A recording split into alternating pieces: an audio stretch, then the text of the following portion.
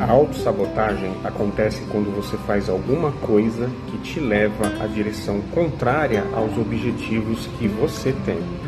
Ou quando você deixa de fazer algo que poderia fazer com que você chegasse mais perto dos seus objetivos. Mas, se todo humano deseja mais prosperidade, maior nível de paz interior, mais saúde e melhores relacionamentos, por que então nos sabotamos? A questão aqui é que, por mais estranhos e sem sentido que possam parecer os processos de autossabotagem, sempre existem razões, na maioria das vezes inconscientes, que dão origem a esses processos. Desde que eu comecei nesse caminho de autoconhecimento e desenvolvimento pessoal, eu passei a observar atentamente os processos de autossabotagem na minha vida, nas pessoas ao meu redor e também nas pessoas que vinha atendendo, nos meus clientes. E a partir dessas experiências eu fui entendendo mais sobre o que está por trás disso tudo. É interessante observar isso acontecer na minha própria vida. E por incrível que pareça, às vezes coisas tão simples que eu poderia fazer e eu não faço e gera algum problema ou prejuízo, acaba atrapalhando em todas as esferas da vida. Eu vou dar um exemplo de uma coisa aparentemente muito boba que eu fiz comigo mesmo. Logo no começo, onde eu comecei a atender as pessoas e comecei a participar de alguns eventos, podcasts como terapeuta, eu comecei a perceber que surgia na verdade a necessidade de ter um controle de dados desses pacientes. E a melhor forma de controlar esses dados seria organizar essa informação em uma planilha do Excel. Eu já tinha mais ou menos domínio do Excel, porque eu já utilizava em algumas outras áreas que eu atuava, em áreas comerciais, na atividade anterior que eu fazia, que era na área comercial. Mas estranhamente, eu mantinha os nomes e os dados dos pacientes em vários documentos do Word. E no Word fica muito mais difícil manipular, ordenar e procurar os dados. Isso dificultava muito a minha vida na questão de organização. E eu sempre pensava, nossa, eu preciso elaborar uma planilha única para controlar melhor esses dados. E esse questionamento sempre me trazia à tona essas cobranças. Só que eu nunca parava para fazer isso. E o tempo foi passando, e a trabalheira foi ficando insustentável até que eu finalmente parei e criei a bendita planilha. Detalhe, quando eu parei, me levou menos de 10 minutos para elaborar essa planilha. E acredite ou não, eu demorei mais de um ano para tomar essa atitude tão simples, tão básica, fácil de implementar e ao mesmo tempo extremamente necessária. Perceba, mais de um ano para fazer algo que não me tomou nem 10 minutos. E eu sei que isso não acontece somente comigo. Eu vejo pessoas que poderiam fazer um curso, por exemplo, para crescer profissionalmente e não fazem.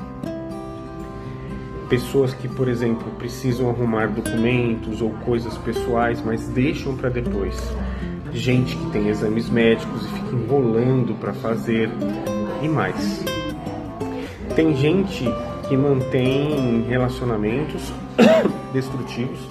Tem gente que adia eternamente o início de uma alimentação saudável, uma dieta ou mesmo atividade física.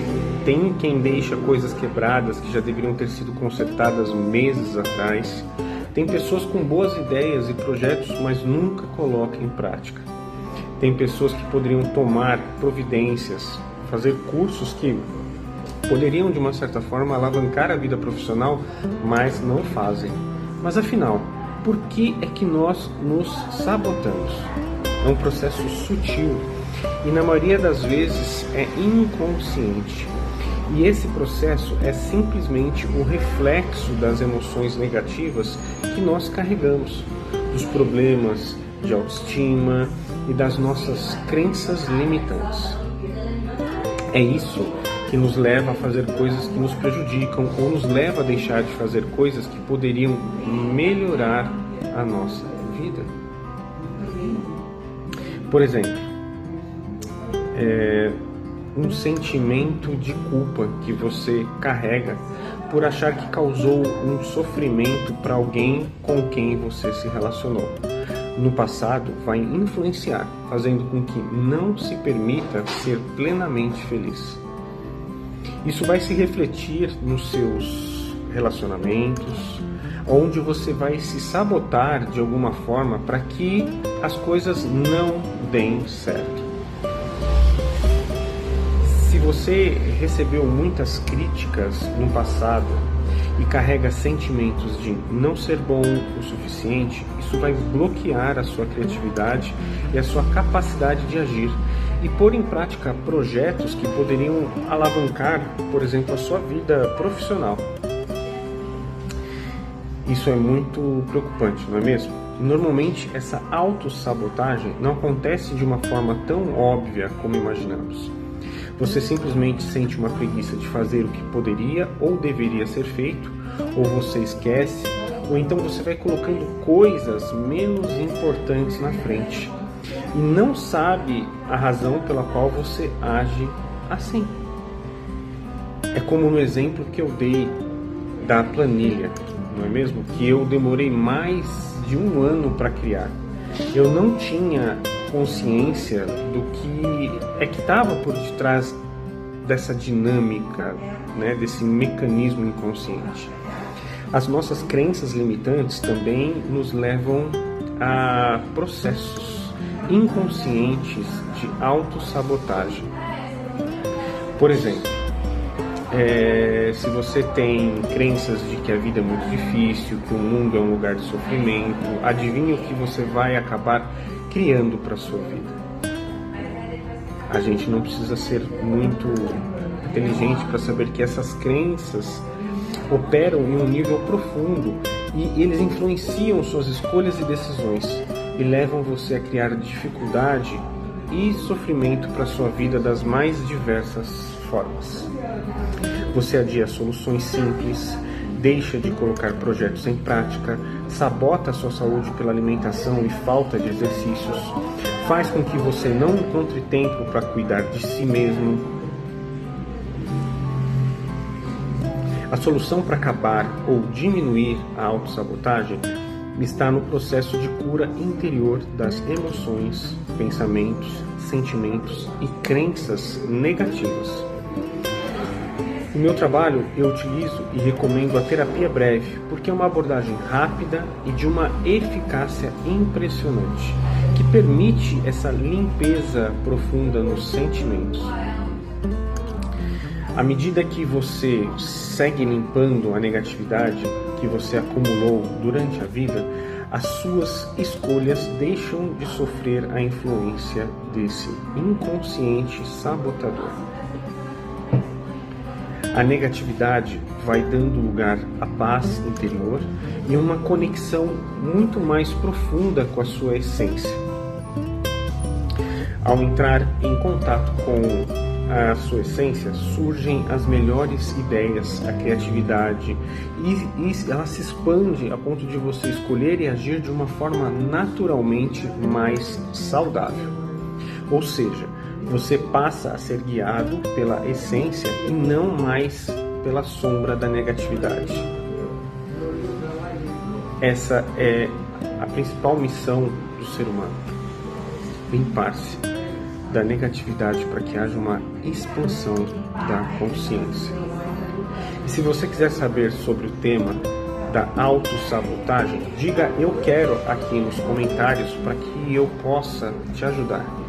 Vou pedir para curtir, ativar o sininho, assim você será notificado quando novos vídeos forem postados aqui no canal da Além da Mente. Obrigado por ter assistido até aqui, uma excelente semana a todos, Namastê. O produto que o coach vende é que você vai ficar feliz. A psicoterapia, seja ela qual for, não parte desse pressuposto. O coach, você inclusive tem coach que é de final de semana. Você faz lá um treinamento, 3 dias, e sai de lá coach. Eu tenho um pouco de bode, porque eu sempre tenho um pouco de bode de quem está o tempo inteiro preocupado em vender alguma coisa. E o coach está preocupado em vender alguma coisa. A sua prosperidade, o seu sucesso, que você vai bater as metas que você quer. Então você já não sabe quando ele está falando verdade ou não está, né? Então como que a pessoa não sabe se está dando certo ou não? Porque você atingiu a meta ou não? Não fica claro assim? Eu não duvido que às vezes você fazendo certos treinamentos, você possa resolver questões pontuais. Mas imagine que você já é uma pessoa que tem uma história infantil, de que era comparada, porque você é muito tímida, você não é assertivo, sabe? Medroso, sei lá, alguma coisa assim. E aí você vai procurar uma solução como essa, achando que você vai passar a ser mais assertivo, né? Fracassa, ou seja, vai reforçar o trauma que você tinha. Então acho que tem esse problema muito grave. Mas como você está falando de mercado, no final do dia o mercado está pouco se lixando, o que ele quer é vender.